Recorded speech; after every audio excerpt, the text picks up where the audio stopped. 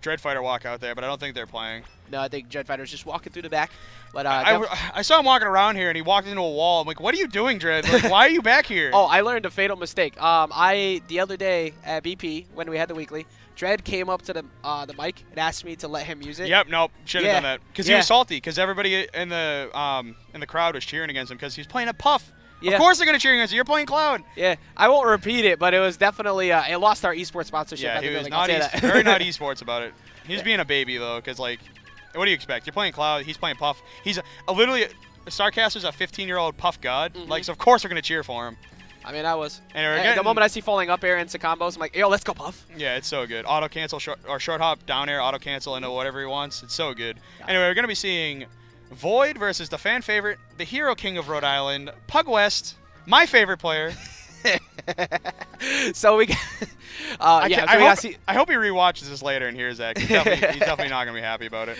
So we got Counter Logic Gaming's VoiD in Pugwest. We're gonna be seeing obviously the Sheik versus the. In all seriousness, Pug a very strong Marth player, but the thing is, Sheik Marth is not very good, and on top of that, Pug has been losing sets to Kool-Aid recently in like recent history. He's won a couple, but like it's usually Kool-Aid favor, and a lot of that has to do with the matchup. It's just not that very good because like Marth again, very like walling character, setup based. He does get comboed hard. Sheik is just like, oh, I'm very fast. My fair just beats out buttons any aerial you have. Exactly. Marth wants you at max distance and just poke you and keep you in his space. Sheik is just fast so good and at frame zone data breaking. just does so good against Marth in this matchup at least. And Sheik has consistent bread and butter damage to constantly rack you up, and it's very frustrating as a Marth player to not like keep somebody out where you want to keep them at the range that you want. VoiD's hitchhiking right now. It's like, hey, anyway, please don't go Smashville game 1. You know they are. No way, not against Sheik. Town City. Okay. I told you, not against Sheik. Pug wearing the Vizwar tag, the Vizwar Pug for Vizwar Gaming, owned by Sepco. Sells custom controllers. Yeah, shout outs to him. Yeah, we'll definitely talk about some of the vendors afterwards. So we got a lot of great vendors here today. Pug starting off with the tried and true side B, racking on 13% damage. But VoiD, definitely one of the people who loves to get himself gaming clips because of the extensions that he gets with his character. Yeah, he goes for like a lot of mix-ups. Like he went for that landing up air there. I thought he was gonna go for a second up air afterwards because that usually works. But he actually just like let it go. Anyway, even game right now. Wow, very good spacing there by Pug. Waits for the air dodge. Gets an up air. That's another thing too. Is like Marth is good at juggling.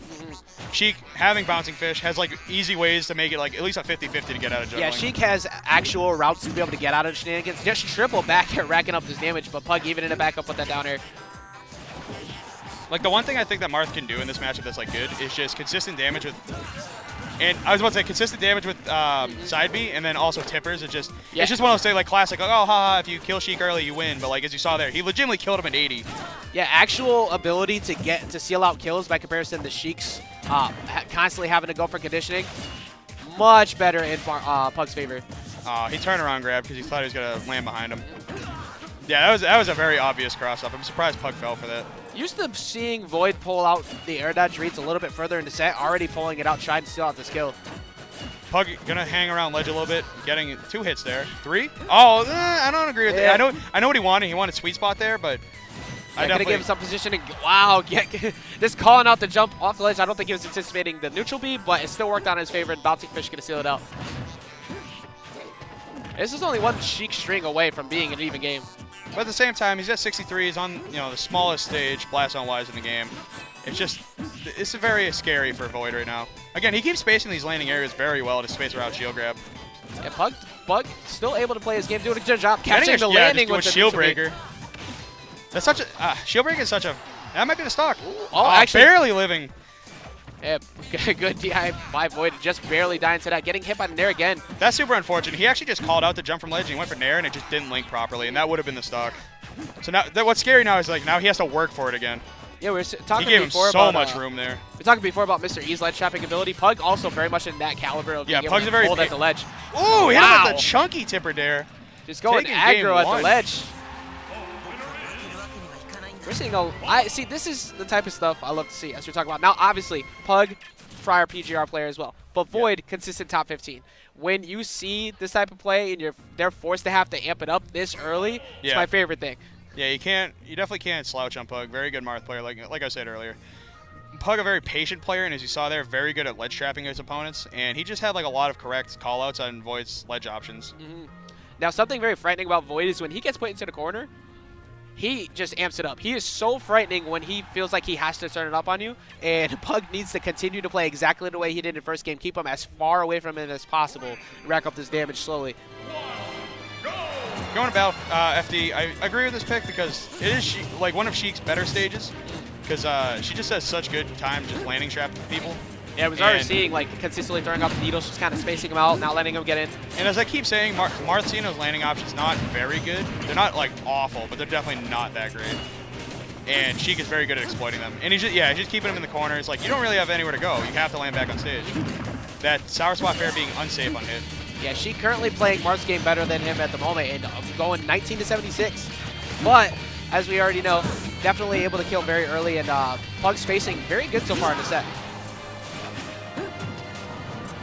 Yeah, Pug's finally reclaiming mid-stage, so now he can actually like try to play neutral, as opposed to just playing, let me get off ledge, please.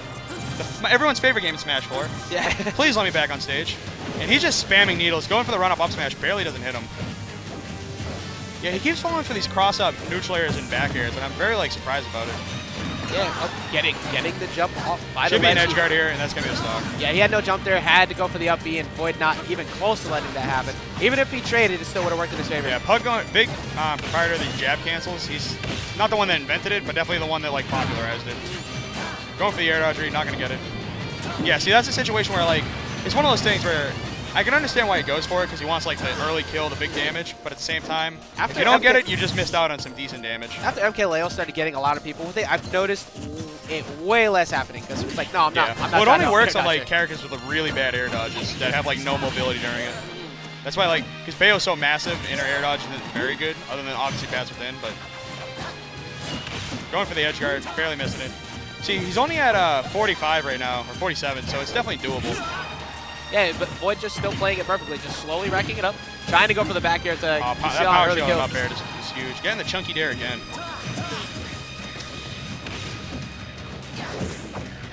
Pug's still not able to get these nairs at the ledge when he needs it. Jab to grab. I don't think I've ever seen that like ever. F smash is gonna work. So he's only at 71. Finally paying attention to when he, not necessarily cross up nair that time, but when he went to the opposite side of shield, getting the proper punish for it. Still very much doable for Pug. And like the thing you have to remember is like he's keeping this very like respectable, and this is on like easily one of the worst stages of the matchup. So this is like pretty scary if you're a VoiD fan. Bad position. Yeah, I was gonna say that. Away. Yeah, don't mess with Uppy in that situation. All right, not getting caught that time. He's consistently been getting hit by the bouncing fishes at the ledge. He trying to swing He for just the wanted fences. the absolute. Wow, that actually linked. Actually, not dead yet either. Pug's still going.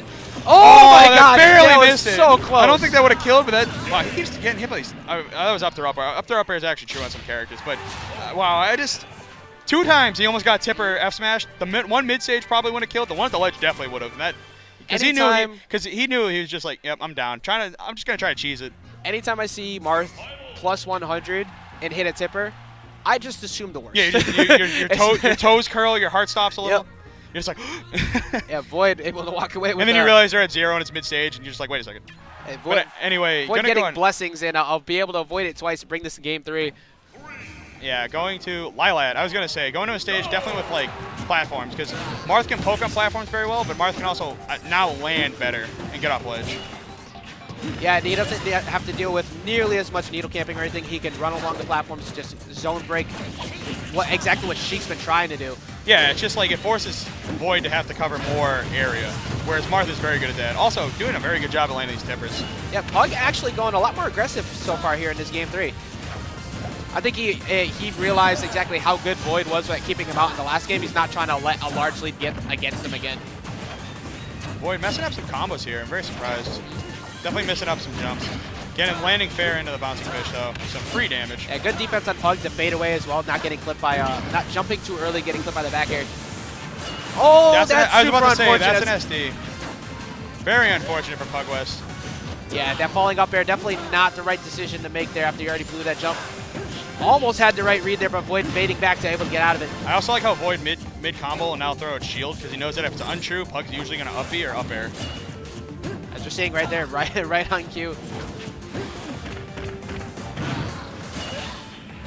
Slowly racking up the damage a little bit more. Only at 112, so he's not at up throw kill percent for another about probably 30%. Pug's been doing a pretty good job of not taking too much extra damage so far in the second stock as well. Yeah, but he still has to take the stock off because it's so easy for Sheik to rack up damage. VoiD is, Oh my I will God. say, one thing that, wow, he just landed up tilt him out of that combo. He was like, here it is. Only at 50, and again, much better stage, and he only lost the stock because he SD'd after a bouncing fish, free damage. Hey, sometimes you just got to do it. By the way, she's just walking up, baiting out that roll. Only at 72%, still very much within range for Pug to start making a comeback, but Yeah, it's getting a little harder now, though, because now he's at percent where, like, she can start going for some kill setups. Just like that, not going to kill. That was definitely a Kool-Aid option. Kool-Aid, probably him and Mr. R are definitely the biggest. I'm going to use F smash as Sheik. Luckily not throwing out the air dodge here. That could have been curtains, but Pug's still holding on to some life. And Pug is now 119 blessed, and there it goes. That was his one free hit. Anyway, up about 100% right now. It's definitely still a hard comeback for Pug, but it's, again, just doable. Same situation as last game, where it's like, oh, I can just get F smash, and that's it. A very scary position. VoiD just kind of exerting his presence, just walking around, waiting for options. Not pulling the trigger when he started to throw out the air dodges and not dying to the up air. I'm surprised he didn't land with an up air, and that should be the stock. Yep. It is. Even falling down, he was able to get it, just plenty of damage on it, and VoiD able to reverse the situation. It was a very good spot for him in that game one, was Pug, but not able to seal the deal. That SD really hurt him. He SD'd at like 60. And yeah, VoiD able to just kind of walk away with it from that point forward. You definitely see like some laughter, but some hidden frustration in Pug there because he knows that he definitely could have had that set. Definitely, and that would be a huge win for him.